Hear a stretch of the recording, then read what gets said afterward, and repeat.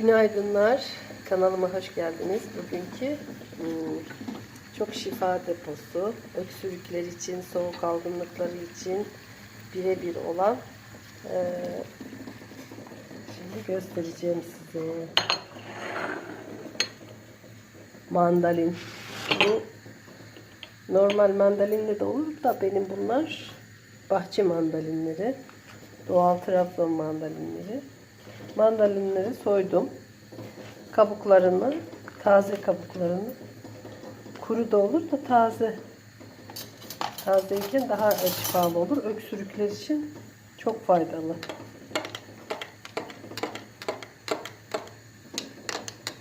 Evet, sararmaya başladı. Evet, şöyle ılık bir şekilde içeceğiz. Bir yarım saat kadar falan